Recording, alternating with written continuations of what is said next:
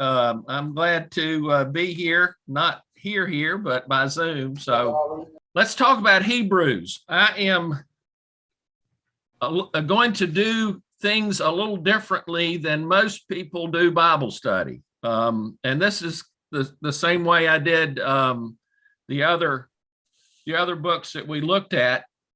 One of the things that I truly believe is to understand what something says, we have to understand where it came from, what the background is, and why it's important. And when I did this series for the Discovery class, we did all of the minor letters, some of which were Paul's letters, but most of them were other letters that were written by other authors. And Hebrews is so rich. One of the things that you can't do is in 40 minutes really cover Hebrews. And that was one of the dilemmas that the people who were choosing what books to go in the Bible were trying to fit Hebrews in. Hebrews is so rich. It's so oriented towards a great book that everybody ought to understand. And the criteria that they set up, Hebrews didn't fit all the criteria. And at the beginning, Hebrews was called the letter Paul to the Hebrews. Well, it's not a Pauline letter. It doesn't fit with anything that he's written before. All of his letters start off with his greeting and he identifies himself. The language is different. The whole process doesn't fit with Paul's letter. So, but in the process of trying to make sure that Hebrews made it, they called it the letter of Paul to the Hebrews. Now, I don't know whether you printed out or have with you the handout that I gave or that I sent to Tony. I'm sure he sent it out, although I haven't been in my email in a little while, so I'm not so sure exactly where it came from or where it is, but that's irrelevant. We'll talk about it, so you don't really need the handout. But again, this really should pique your interest about Hebrews and give you a chance to go back and look at it in a little more detail rather than me trying to tell you all you need to know about Hebrews. And I think if you've studied the Bible like most of us have, you're always surprised when you're looking at something and you've seen it before, but when you read it again, it says something different to you. And I think that's universal with everybody, that when you're looking at a Bible verse that you've seen before, you see something else. And I continue to look at the words in Hebrews and say, gee, I'd like to know more about that. And I'd like to understand a little bit about what was going on. For example, in chapter 7 in Hebrews, they talk about Melchizedek. And who the heck was that person with that great long name? And what was the history? And why is he important? And what was going on when he was alive? And why is the New Testament relating back to him? And what does that mean when they're talking about Christ versus Melchizedek? And you almost have to put yourself in first century Christians and an understanding of the Old Testament to really understand what they're trying to say. And I run down this rabbit hole a lot with things like that when I'm looking. In fact, as part of the study for Hebrews, I was thinking, and again, as I said before, that there was a meeting of all the people who got together in 300 AD, and they decided what books would be in the Bible. And as I read on the internet, I found out that that really was not true, that there was the Nicene meeting. That's not what it was called, but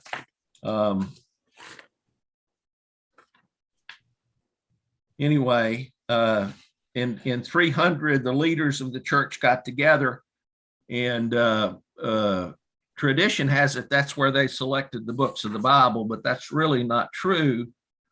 That the Council of Nicaea in 325 AD, and they did not select the Bible, the books of the Bible.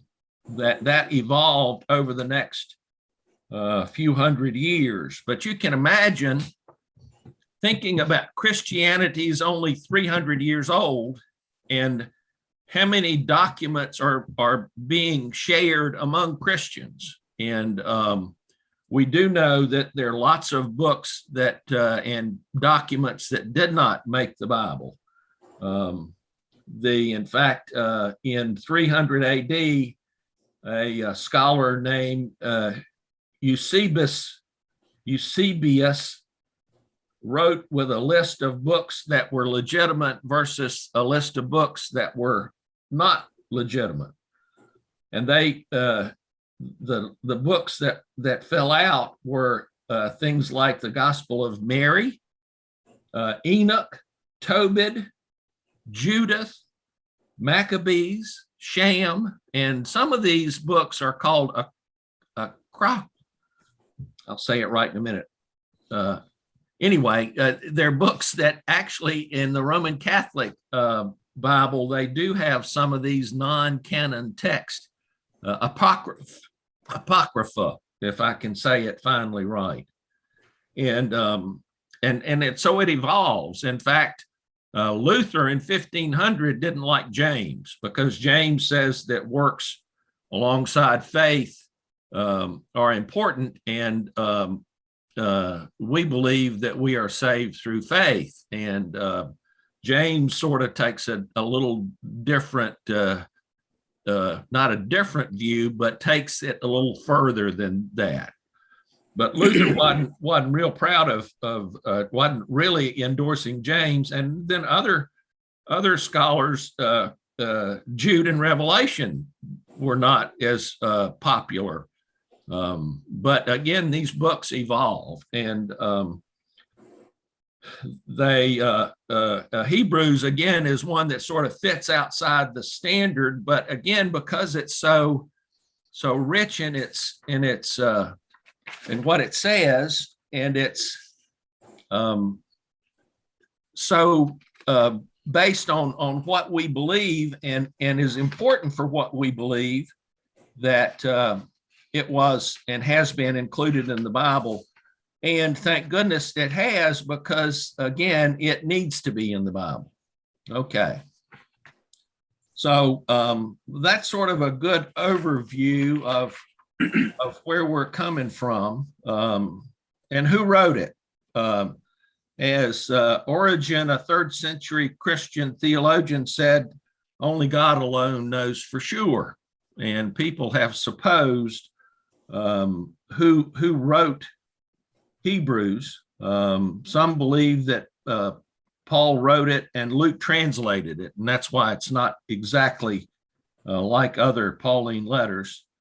Others argue that Barnabas, Apollos, Silas, Philip, Priscilla, and they believe that probably one of Paul's converts and people who were within a close relationship with church leaders at that time wrote it, because they called Timothy brother. Well, if you look at the people who could have written it, it's interesting to see who they were. Again, I mentioned Silas. Who was Silas? Silas was with Paul on his second missionary journey. He was mentioned in Acts 15 with Paul and Barnabas, and with Paul and Timothy in Acts 17. He also is mentioned in 1st and 2nd Thessalonians and Corinthians, and also Peter calls him faithful brother.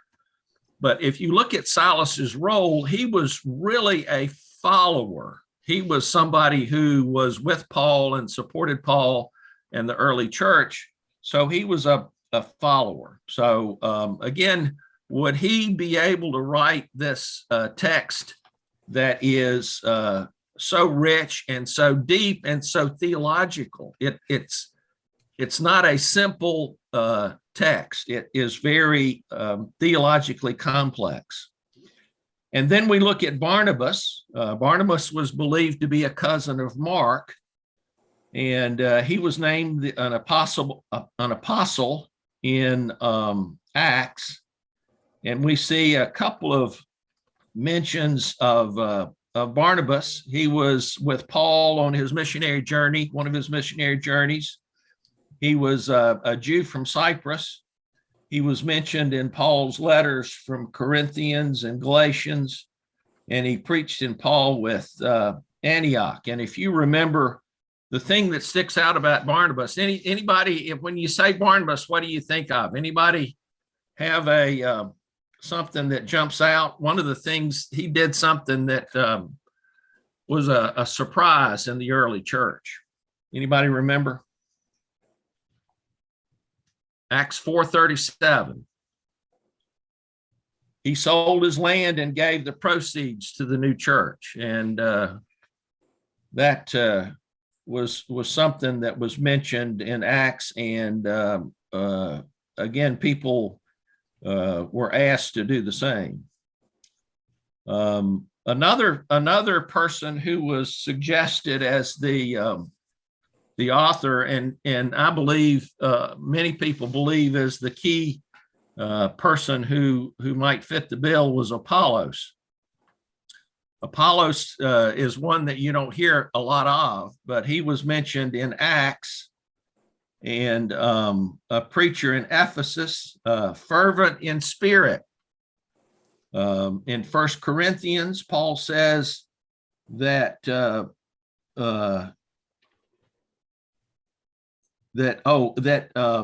Paul says, I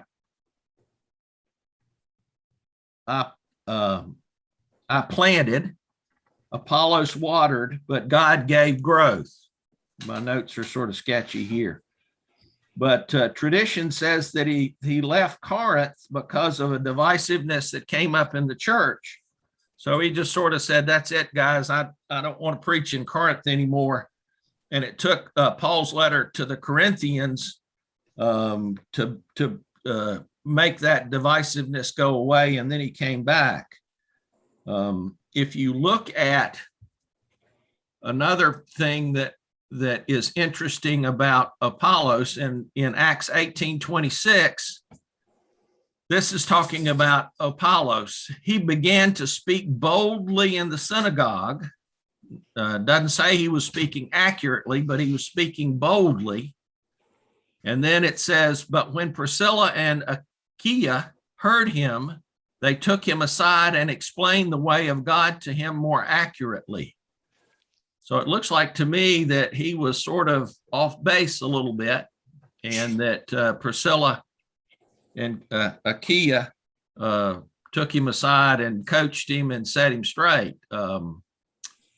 So this brings us to the another person that is purported to have written it was Aristotle. I had never heard of Aristotle before, and he was the secretary to Mark, who wrote Mark's gospel and helped Mark to get that down on paper. So Aristotle was more of a secretary than a theologian.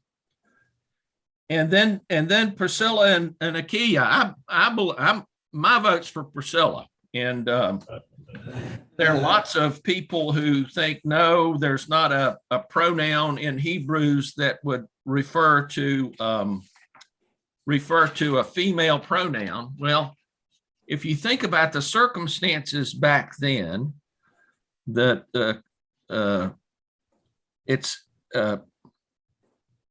women were not given equal effort or understanding or credit as men were, and they were supposed to be in the shadows. And but if you look at Priscilla, she was a woman of Jewish heritage and one of the earliest Christian converts who lived in Rome. And she was thought to have been the first example of a female preacher or teacher in the early church.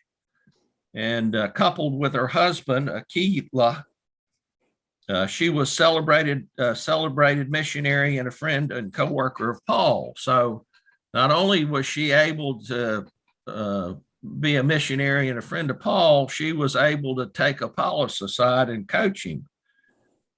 She is mentioned, she and her husband, Aquila, are mentioned 6 times, 3 times in Acts.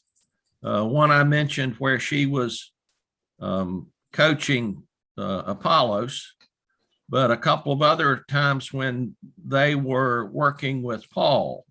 And then in Romans, she is mentioned where Paul sends her greetings, and in Corinthians, and again in Timothy, where Paul sends his greetings. So she was very highly thought of. And again, with the reference that she had of being a coach and a leader and a mentor, if I had to vote, I'd vote for her writing it. And we can think about that and argue lots of different things. But to me, understanding where it came from and that we really don't know who wrote it does give us a better sense of what Hebrews is and does. Okay, any questions about that? Okay.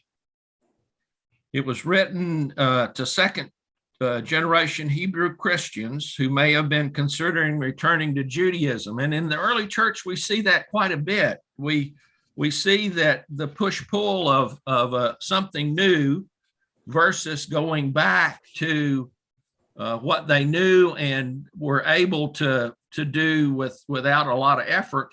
That draw was quite extensive for a lot of the new Christians. And it took a lot to keep them in the path of Christianity. It's written in the style of a sermon, and it's more polished and eloquent than the other books of the New Testament. And I've been talking around that, how rich and well written it is. And it's earned the reputation of being a masterpiece. So again, whoever wrote it really knew what they were doing. And because of its anonymity, it's had some trouble being accepted in the New Testament.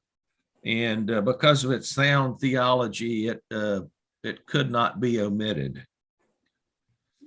Okay, so let's look at the themes here. And that's where it really becomes rich. And again, my notes say the theme of Hebrews is Jesus is best. And it refers to the absolute supremacy and sufficiency of Jesus Christ.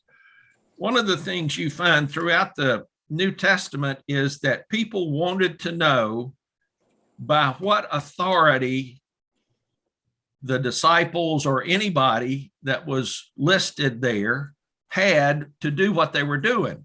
By what authority did you heal the leopard? By what authority do you talk about being saved? By what authority do you put the Jewish laws as not as important as other commandments?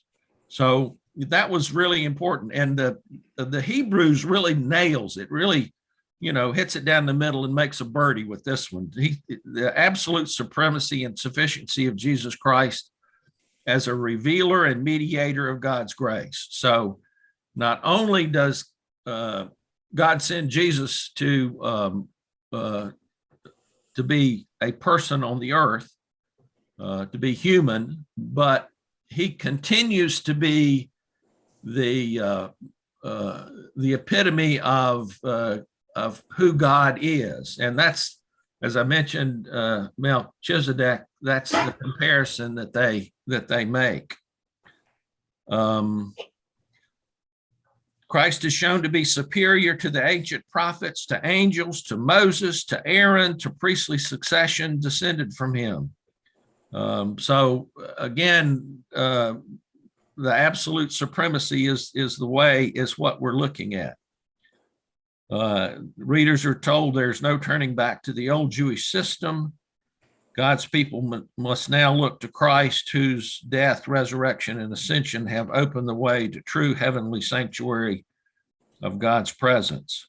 So, not only does it say why Jesus is absolutely supreme, but it also talks about his way, which is really what most of the New Testament talks about and is important. 5 times the author weaves in his presentation the gospel of stern warnings and reminders that as readers of the divine judgment that came on the rebellious generation of the Israelites. So again, the theme of Christ is sufficient. A very powerful, very theological book, rich in what it says. So, okay, so that's sort of the background that I had set up. And I think it's important, again, to understand when you're reading a book of the Bible, to understand the background of it, especially with these letters. I'm going to take a breath. So where are we? What's your reaction? Any questions, comments? Am I wrong about anything? And I know I am, but that's just nobody knows. So tell me something. David. Yes. The early church, wasn't there a strong tradition that Paul had actually written Hebrews, because so much of the theology in the book has Paul all over it. His trying to convince, as he did in the book of Romans, for those Jewish Christians to be combined with the Gentile Christians into one church. And there's so much of Paul in Hebrews. If he didn't write it, it was certainly dictated by him. The early church, I think, thought that Paul had written the book and described it to him. Paul had a Greek education too. Yes, and certainly Hebrews is consistent with Paul's letters. There's no doubt about that in its theology. It doesn't say anything that's counter to what Paul talked about from my reading it, and I'm not a theologian or a Bible scholar by any means, but you're absolutely right, Vic. It's if you look at Paul was a Jew and a rabbi, so obviously he was smart enough to write this, and obviously he could have written it very easily. Again, if the style was not totally different from what all of his other letters were, then it would be easy to say that's a letter that Paul wrote. But since it is not the style, it's sort of hard to put that nail in the right place. But again, it's consistent. So and thank goodness it's in our Bible today because of what it says. But thank you. Good comment. Anything else? One of the things that happened to me last week is that I signed up for Apple TV. Got a new iPhone, so I got a free year of Apple TV if I would commit after that year for $5 a month. So that's easy. I watched, many of you know I'm ex-Navy, ships at sea and that kind of thing. Well, I watched Greyhound. That's the first thing I did. And Greyhound is a Tom Hanks movie based in the 40s of taking our cargo ships from the U.S. over the North Atlantic to Europe and trying to save the war. And of course, the German submarines were waiting for us. And if you haven't seen it, it's a Saving Private Ryan kind of a movie. But one of the things that that was there, and it was a quote from Hebrews. The Tom Hanks, who is the captain of the ship, goes to his cabin and gets on his knees and pulls out his devotion book, and you see on his wall a quote from Hebrews, and that intrigued me because I knew I was doing this lesson, and here it is. I'm seeing Hebrews on the not the big screen, but a bigger screen than traditionally we used, and it's Hebrews 13:8, and it's Jesus is the same yesterday and today and forever. Now, why would Tom Hanks, who had a big to do with making this film, put that in to a commanding officer of a ship in harm's way that was fighting against the German U-boats and was very likely not to make it across the Atlantic? And anybody have insight? Has anybody seen the movie? Anybody watch that movie, Graham? Good, Lane. Yep. To me, I think it gives hope. It gives hope to the commanding officer who's been on his feet for and hadn't had any sleep or much to eat in days. And in fact, in part of the movie, his feet start to bleed because he's been on his feet for so long. But to give hope and comfort that not only is religion something to lean on, but it's something to lean on forever, and that it's in spite of the troubles that we have, Jesus is the same, and his consistency gives us the ability to see that this too shall pass, and that we are going to be able to feel like he's who he is and will be forever. And it was just really interesting. And let's see, how are we doing with time? Another 5 or 10 minutes, okay?